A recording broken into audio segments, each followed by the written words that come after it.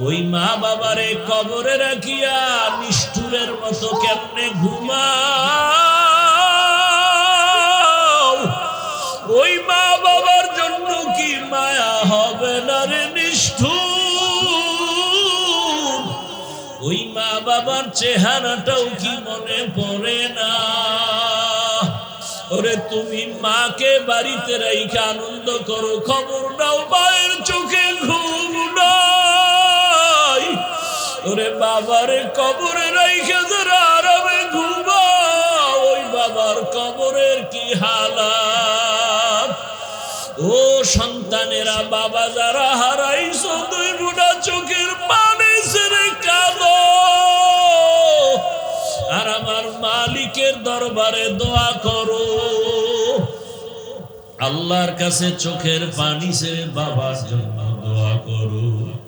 ওই মায়ের ঋণ আদায় করা কোনোদিন সম্ভব হবে না। ওই মা তোমার আমার জন্য কত কাঁদলেন, চোখের পানি ছাড়লেন আর কষ্ট করলেন।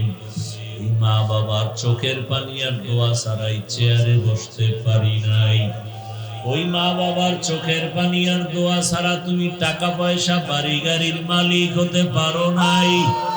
ওই মা বাবারে কবরে রাখিয়া নিষ্ঠুরের মতো কেমনে ঘুমাও? ওই মা বাবার জন্য কি মায়া হবে না রে নিষ্ঠুর? ওই মা বাবার চেহারাটাও কি মনে পড়ে না? ও আয়েশা, হাসরের মাঠের অবস্থা কতটা ভয়ঙ্কর হবে জানো না? নারী আর পুরুষরা সব হাসরের মাঠে উলঙ্গ দাঁড়াবে। সূর্যটা মাথার উপরে নেমে আসবে। সূর্যের গরম তাপে মাটির জমিনটা তামা হয়ে যাবে। গুনাহগার নাফরমানের মাথার মগজগুলো ভাতের মারের মতো ফুটতে থাকবে। আরে জাহান্নামেরও আওয়াজ। হাসরের ময়দানে জাহান্নাম চিল্লাইবার বলবে, ও আল্লাহ, বেনামাজি গুলো কই? বেনামাজি নাফরমান গুলো আমাকে দাও, আমার পেটে ক্ষুধা। আরে আয়েশা, সেদিন কি উপায় হবে?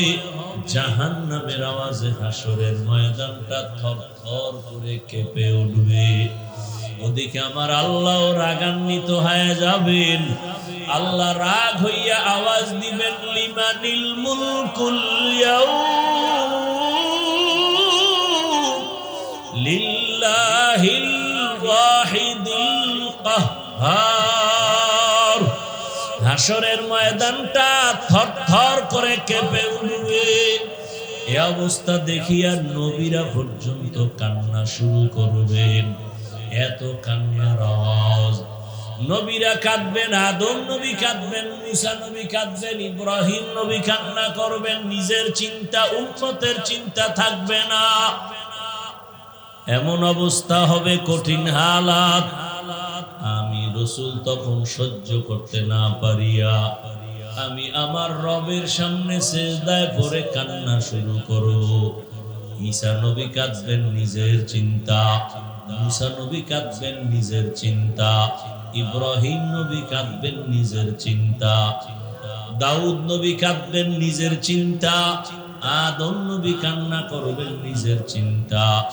আর আমি যখন কান্না শুরু করব, মাকামে মাহমুদের ভেতরে আমি একটাই আওয়াজ দিব, আল্লাহ, আমার উম্মত, আমার উম্মত, আমার উম্মত। আমার একটা উম্মত জাহান্নামে গেলে আমি জান্নাতে যাব না। ওয়াইস, আমি তখন আমার উম্মতের চিন্তায় কান্না করব। এখন আমি উম্মতের চিন্তায় কান্না করি। ও নবীরা, আশেক বাবারা, ও যুবকেরা, তোমার মতো কত যুবক চাকরি করে, ব্যবসা করে, নামাজ ছাড়ে না, লেখাপড়া করে, নামাজ ছাড়ে না। জেনারেল লাইনে তুমি কেন পারবা না? এখনো সময় আছে, তওবা করে নেও। মরিয়া গেল আর নামাজ ছাড়বা না, দাড়ি কাটবা না, বেপরদায় চলবা না। মা বাবার সাথে বেয়াদবি করবা না, শিক্ষকের সাথে বেয়াদবি করবা না, উলামায়ে কেরামের দোয়া পরামর্শ নিয়া নবীর আদর্শ মেনে চলবা। আল্লাহর কাছে তওবা করো, জীবনে তো গুনাহ কম করো নাই। আসলে মাকসাদ কি? আমরা যে বয়ান করি তার উদ্দেশ্য কি?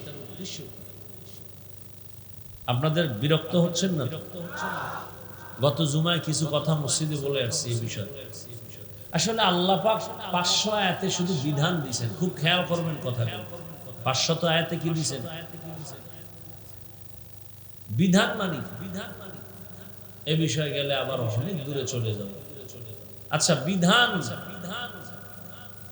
হালাল হারাম, জায়েজ না জায়েজ, বৈধ অবৈধ, এর বিবরণের নাম বিধান। যেমন আকিমিস সালাহ, নামাজ কায়েম করো, একটা বিধান। আতুজ যাকাত, যাকাত আদায় করো, একটা বিধান।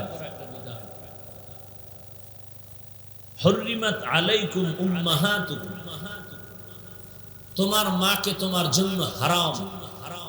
বিবাহ, মরা প্রাণী, মরা জানোয়ারের গোশত তোমার জন্য হারাম, একটা বিধান। 5 ওয়াক্ত নামাজ পড়ো, ফরজ, একটা বিধান। এই যে বিধানগুলো দিলেন, এরকম আয়াত আছে কত? এই উঠেন কেন আপনারা? মোনাজাত দিয়ে দেব? আমি বুঝি না, এমন কপাল লইয়া দুনিয়াতে জন্ম নিলেন কেন যে নিজে কারো উপকার করতে পারলেন না, ক্ষতি করে গেলেন। কত কষ্ট করে আসছি, মানুষগুলো আসছে, একটু বয়ান করবো, আপনি উঠে ডিস্টার্ব করতেছেন। আর আমরা তো ওই বয়ান করি না যে আপনি পান খাবেন, চা টানবেন আর আমি বয়ান চালায় যাব, সেই বয়ান শিখে আসি নেই।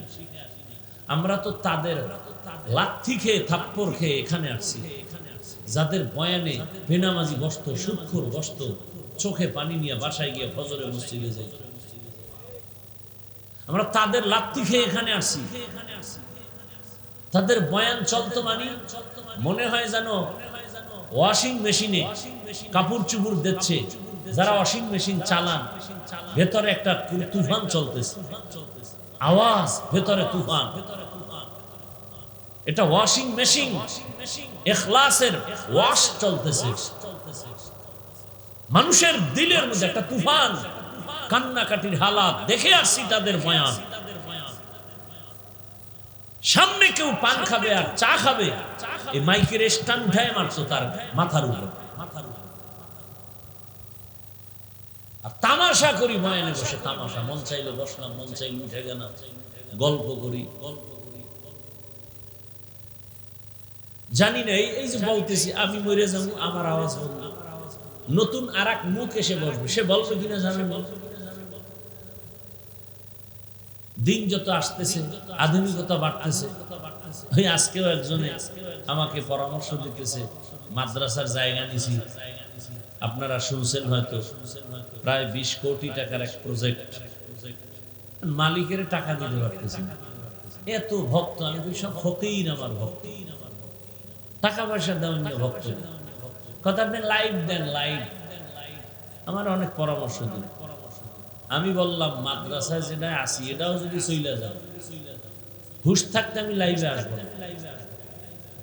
দেখি আমার আল্লাহ থেকে। জায়গা যদি মালিক লয়ে যায়, নিয়ে যায়, লাগবে না আমার জায়গা। মাদ্রাসা করা ফরজ না, তো কইরে ফেলছে। এবার মরে গেলে আল্লাহ যদি দিন হেফাজত করতে চায়, দিন হেফাজতের জিম্মা তো হাফিজুর রহমানের হাতে না। দিন হেফাজত কোন পীরের হাতে না, ডাইরেক্ট আল্লাহ নিছেন হেফাজত। আমি থাকবো না এখানে, আল্লাহ কাকে দিয়ে হেফাজত করাবেন সে আল্লাহ ভালো জানে। আমার টেনশনের কি আছে, আমার মাথা ব্যথার কি আছে?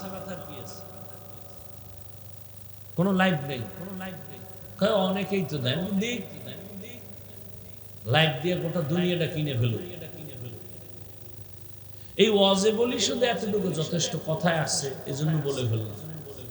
ওরা বলছে ওর নাম কি নাই, এটি ভাগছে কই, এটি কই, এটির ওয়াজ লাগে না, কমিটির ওয়াজ লাগে না। না, আমার বসায় গেছে কই এরা?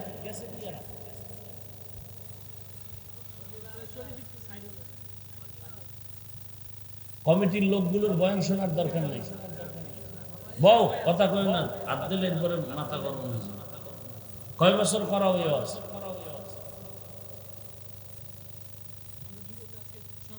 6 বছর। দাড়ি কই, নামাজ কই, টুপি কই, কি ওয়াজ করা? আল্লাহ সবাইকে হেদায়েত দান করুন। তো শরীফ আমার প্রিয় মানুষ মাদ্রাসায় যায় প্রতি মাসের দ্বিতীয় শুক্রবার, মাদ্রাসা ইসলাহি ইজতেমা হয়। সারা রাত আমি ওখানে বসে থাকি, সারা রাত। ওই দিন আর বাহিরে কোনো ওয়াজ নেই। এত ডিস্টার্ব যে কেন করো? এই আবেগগুলো কই থাকে?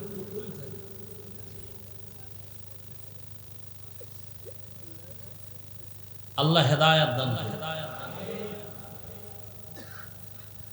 তো বলল হুজুর আপনি মাঠে কালেকশন করবেন, মাদ্রাসার জায়গা নেই। তো চিন্তা করলাম এই কারবার শুরু করলে কি না জানি আবার শুরু। দেখতে নারী চলন বাঁকা। বাংলাদেশে একজন ব্যক্তি আমি, যার সর্বাঙ্গে ঘা, চতুর্মুখী তুফান চলে এই ব্যক্তিটাকে নিয়ে। বাইরের লোক, ভিতরের লোক, ডাইনের লোক, বামের লোক পারে না তাজা মাটি দিয়ে ফেলা। আল্লাহ হেদায়েত দান করুন।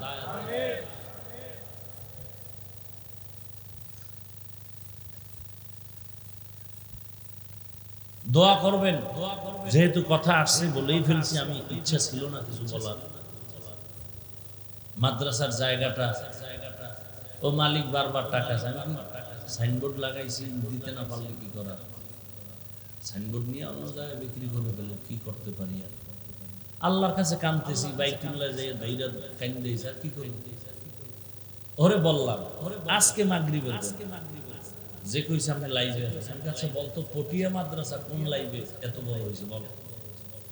হাটহাজারী মাদ্রাসার জন্য লাইভ দিছিল কারা বল? নানুপুর পিসাবের মাদ্রাসার লাইভ দিছে কে বল? মালিবাগ মাদ্রাসা, যাত্রাবাড়ি মাদ্রাসা, বসুন্ধরা মাদ্রাসার জন্য কারা লাইভ দিছিল বল? পাগল হয়ে গেছে লাইভ দেওয়া হয়ে গেছে। আর কিছু ব্যক্তি তো লাইভ বয় হয়ে গেছে, লাইভ বয়। এর মোবাইল আছে, পারে না বাথরুমে গিয়ে লাইভ আর দেয়ও। ও যার সাথে আকাম করে মোবাইলে, হেরে তো লাইভ। আল্লাহ হেদায়েত দান করুন। যেই লোকটা ঘরের রুমে বসে সারাটা রাত মোবাইলে শুধু গুনাহ করে, চোখের গুনাহ, হাতের গুনাহ, অন্তরের গুনাহ, সারাটা রাত। কখন 2টা বাজলো, 3টা বাজলো, রাত্র 4টা বাজলো খবর নাই। ফজরের আজান হবে হবে ঠিক সেই সময় ঘুমে চাপতেছে, মোবাইল ঘুরে গেছে, এক ঘুমে 10টা। এই যে এখানে এত আশেকের রাসূল বসা, আজকে ফজর পড়ে নাই, জোহর পড়ে নাই, আসর পড়ে নাই, মাগরিব পড়ে নাই, এশাও পড়ে নাই, কালকে ফজর পড়বে কিনা এর কোনো গ্যারান্টি নাই। চায়ের দোকানে বসে বলবে সব হুজুরেরা খারাপ, সে একাই মাত্র ভালো, সব হুজুর খারাপ। হুজুরেরা কেন রাস্তায় নামবে? হুজুরেরা কেন রাজনীতি করবে? দোষের আর শেষ নেই। ওই এক বেডা বেডি, স্বামী মোটামুটি বুজুর্গ, কিন্তু কপাল খারাপ, বউটা ওই রকম বুজুর্গ পরে। এরকম হয় না? স্বামী ভালো, স্ত্রী একটু অন্য লাইনে, স্ত্রী ভালো, স্বামী আবার অন্য লাইনে। স্ত্রী রোজা রাখছে, স্বামী রাখে না, ভাত দিয়ে রোজা রাইখা স্ত্রী ভাত পাকায় খাওয়াইতে হয় স্বামীকে। এরকম পরিবার আছে। তো ওই আল্লাহর বান্দা মোটামুটি নামাজ কালাম, বুজুর্গ, ভাগরিওয়ালা, স্ত্রী একটু আঁকা বাঁকা, আছে না নাই? দেখতেই পারে। তো একদিন দেখে ওই মহিলা ঘরের সামনের জায়গাটাকে আমরা বরিশাল ভাষায় বলে উঠান, খালি জায়গা ঘরের সামনে। তো এই উঠানে শূন্যের উপরে এক পাগড়িওয়ালা ঘুরে বাতাসে, এরকম চরখার মত দেখে টেখা এইবার কিছুক্ষণ পর নাই। রাতের বেলা ইবাদত খানা মসজিদ থেকে বুজুর্গ বাসায় আসছে। তুমি কিসের বুজুর্গ? আজকে এক নতুন বুজুর্গ দেখলাম বাতাসে উড়ে, তুমি কেমন পারছো? তো বুজুর্গ কয় তুমি ভালো করে দেখছো? হ্যাঁ দেখছি। ওই লোকটা তো আমি ছিল। এই জন্যই দেখছি পাও একটা বাঁকা হয়ে গেছে। বড় কঠিন হাল। এই জাতিকে ওলামায়ে কেরাম যা দিয়েছে কিয়ামত পর্যন্ত এই নিঃস্বার্থভাবে কেউ দিবে না। এরপরও ঘুরে ফিরে হুজুর খারাপ। কালকেও বলছি, যেটি কয় হুজুর খারাপ, রক্ত খারাপ, চরিত্র খারাপ, ওর অন্তর খারাপ, ওর 14 গোষ্ঠী খারাপ। আল্লাহ হেদায়েত দান করে। কে খারাপ না খারাপ আল্লাহ দেখে না? তোমার পাকনামি করার দরকার কি? অন্তত আলেম ওলামাকে ছেড়ে দাও, আসমান থেকে দেখো না কি ফয়সালা আসে। দেখতে থাকো, খালি তাকায় তাকায় দেখবা। তুমি বইলে গুনাহগার হও কেন? তুমি আউযুবিল্লাহ পারো না, তোমাকে এই কথা বলো কেন? শুধু শুধু কবিরা গুনাহ নেও কেন? ছেড়ে দাও, ছেড়ে দাও। আসমান থেকে ডাইরেক্ট ফয়সালা চলে আসবে। সীমা লঙ্ঘন করলে আর দেরি হবে না, বিচারটা মরার আগে হবে। যত বড় শাইখুল হাদিস আর পাগড়িওয়ালা হোক, আল্লাহর উপরে ছেড়ে দাও।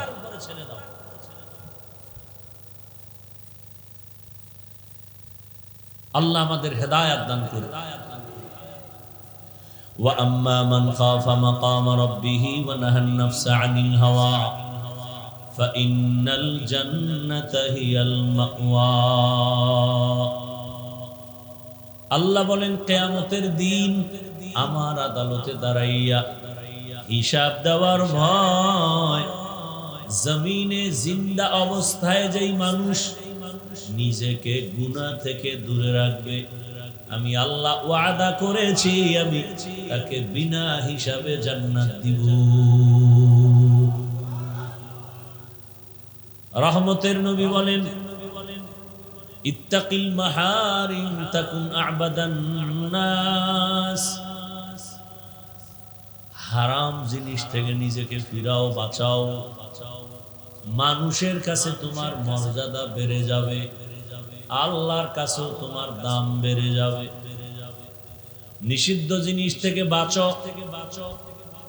ও ভাই, চোখের সামনে আপনারা দেখেন, আমার তর্জমা শেষ, এবার ব্যাখ্যা চলতেছে। আমরা আপনাদের সামনে যারা চেষ্টা করি, রসুলের আদর্শের টুপি পরেছি, আমি কোনো পিসাবের টুপি দেই নাই। আমি রসুলের আদর্শের জামা পরেছি, কোন পীরের আদর্শ না। আমি রসুলের আদর্শে দাড়ি রেখেছি, কোন পীরের আদর্শের দাড়ি রাখি নাই।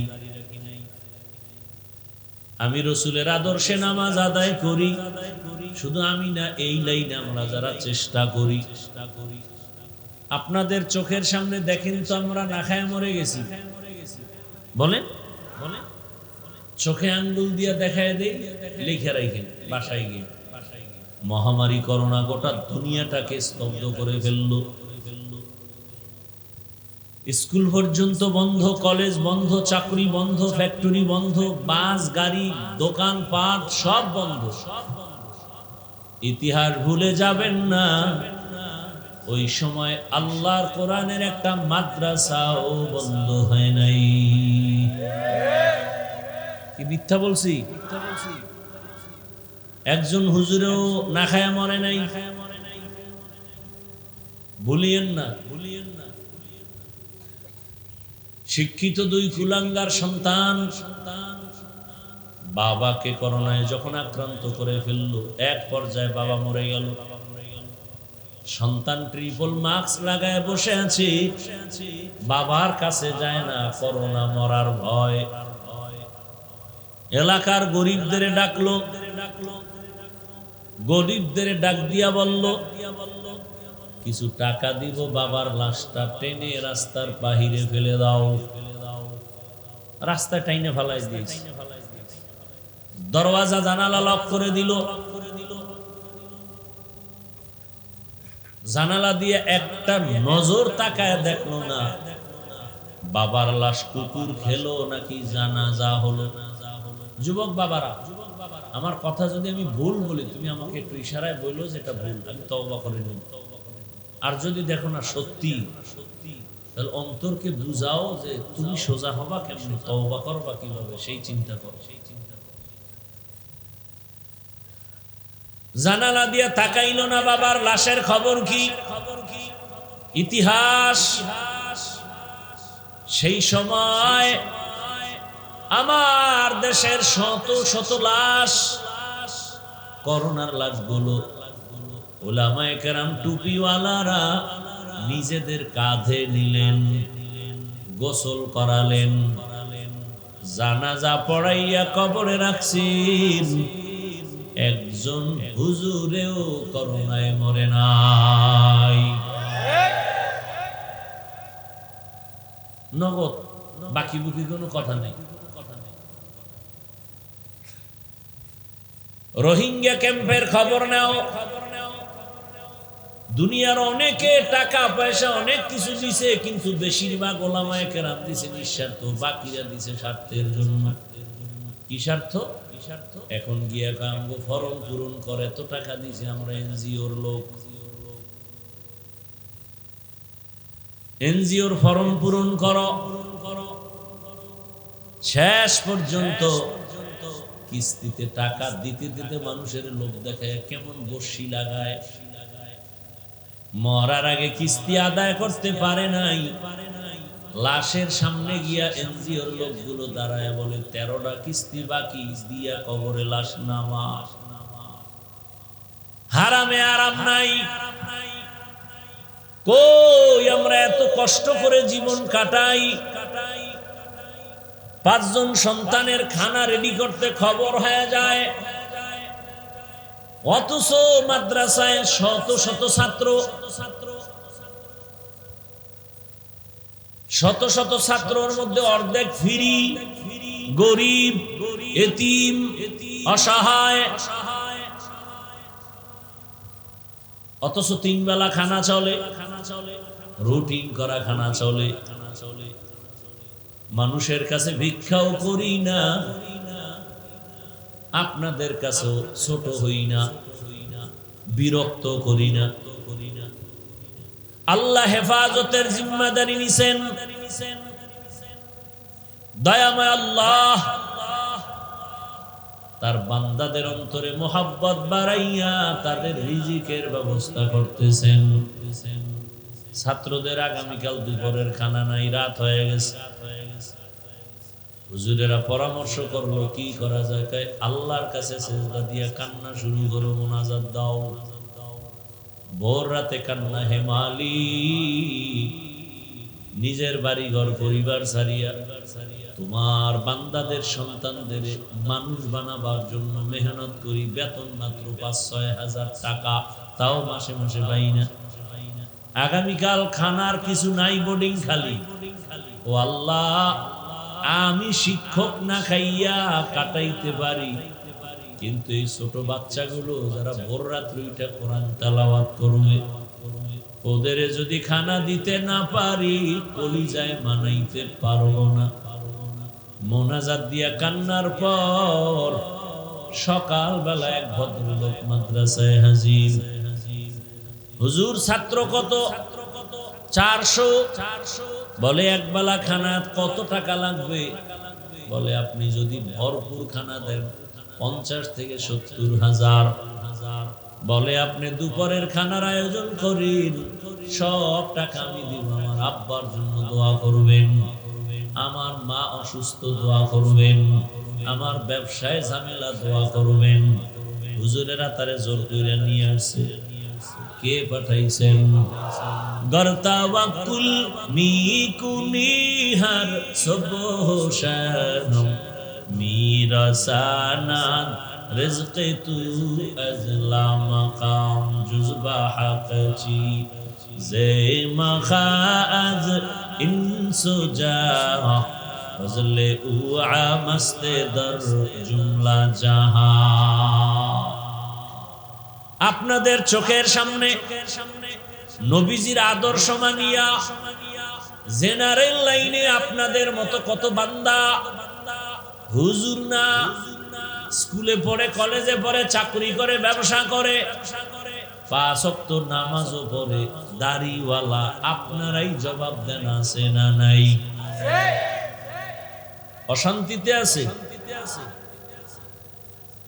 নবীর আদর্শের কারণে তাদের এখনো সম্মান, উলামায়ে কেরামের মুহাব্বত অন্তরে জমা করে, চাইলে অনেক হারাম খাইতে পারে কিন্তু খায় না। কার ভয়? এই ভয়টা যতদিন অন্তরে আসবে না ততদিন পর্যন্ত ওই বান্দার দুনিয়ায় কোনো শান্তি আসবে না, গুনাহ থেকেও বাঁচতে পারবে না। ও ভাই, আপনি অন্যায় করেন, শিশু বাচ্চার কোনো দোষ আছে? তাও জ্বরে আর হাত পাও বাঁকা হইল কেন? এই সন্তানের মা বাপ,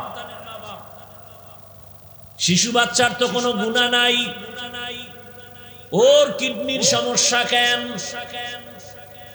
ওই বাচ্চার কেন ক্যান্সার হয়? ওই বাচ্চা কেন পড়ে গিয়া হাত ভাঙ্গে, পাও ভাঙ্গে? একমাত্র কারণ আপনি মা বাবার গুনাহের কারণেই শাস্তি পায় সন্তান, আপনার গুনার কারণে। ভাইয়েরা আমার, পয়গম্বর সুলাইমান গোটা দুনিয়া পরিচালনা করেছেন। এ ঘটনা কোরআনে আছে না নাই? আমি কিন্তু আগেই বলছিলাম, আপনি মানেন বা না মানেন, সত্য কথাটার সাপোর্ট দিন। পারবেন না? পারবেন? পয়গম্বর সুলাইমান গোটা দুনিয়া পরিচালনা করেছেন। কথাটা কোরআনে আছে না নাই? বাসুলাইমা দাদে মুলক সরওয়ারি,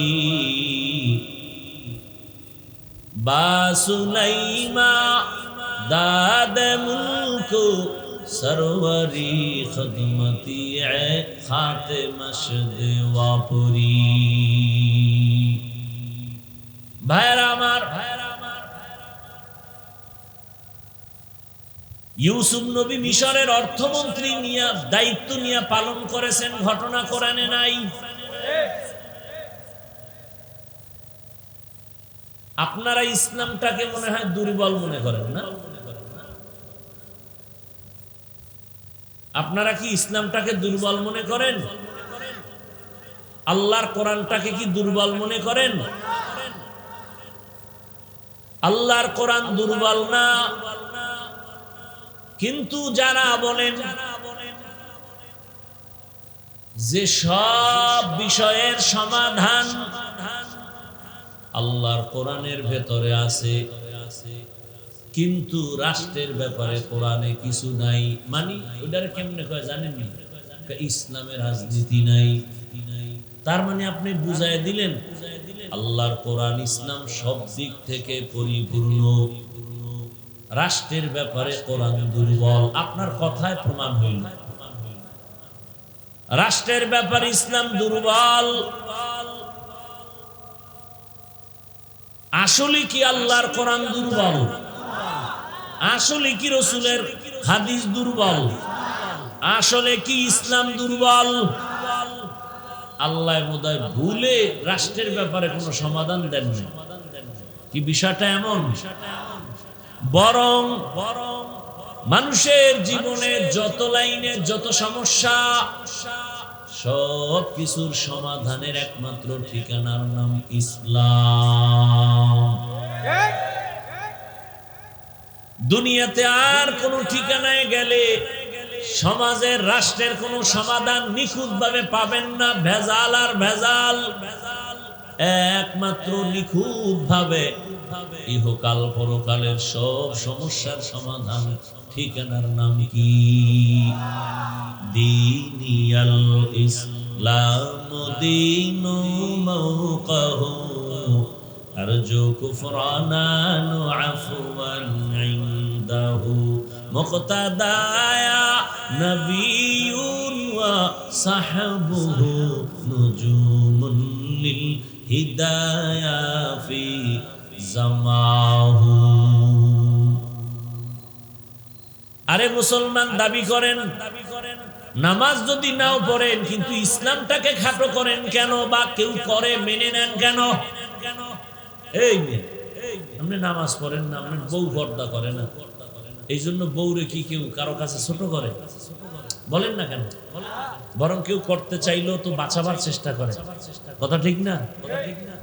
আপনার রসুলকে আপনি ঠিক মতো মানেন না, কিন্তু আপনার সামনে রসুলকে যদি কেউ খাটো করতে চায় আপনি সেটা সহ্য করেন কেন? ইসলাম পরিপূর্ণ এক বিধান, এক ইসলাম জীবনের ব্যবস্থা, সব সমস্যার সমাধানের ঠিকানা। কেউ যদি ছোট করতে চায় আপনি বলবেন আমি নামাজ পড়ি না, দাড়ি রাখি না, পর্দা করি না, তবে খবরদার ইসলাম পবিত্র, আমার সামনে ইসলামের খাটো করলে আমি ছাড় দিব না। এতটুকু ঈমান আপনাদের নাই? আমার কথাটা বুঝেন নাই মনে হয়। আপনি নামাজ পড়েন না, দাড়ি রাখেন না, পর্দা করেন না, সেটা ভিন্ন। আপনার সামনে আপনি তো মুসলমান, আপনি তো ইসলামের মানুষ, আপনি মানেন না ঠিক আছে, কিন্তু আপনার সামনে ইসলামকে কেউ খাটো করবে, উল্টা পাল্টা কথা বলবে, আল্লাহর উপরে তোহমাত চলে যাবে, রসুলের উপরে ট্যাগ লাগাবে, আপনার তো সাথে সাথে বলা উচিত ফারদার আর একটা বার আমার ইসলাম নিয়ে কথা বলবেন না। আমার ইসলাম আমার আল্লাহর দেয়া, কোনো ভেজাল নাই। আমি মানি না ঠিক, ইসলাম সঠিক, ইসলাম শান্তি, ইসলাম মানবতার ধর্ম, ইসলাম বৈষম্য দূর করার ধর্ম। উল্টা পাল্টা কথা বলবেন না। আমার রক্তবিন্দু দিয়ে হলেও ইসলামের ইজ্জত আমি রক্ষা করব। এর সামনে যে বাধা হবে সেই বাধার প্রাচীর ভেঙে ফেলবো।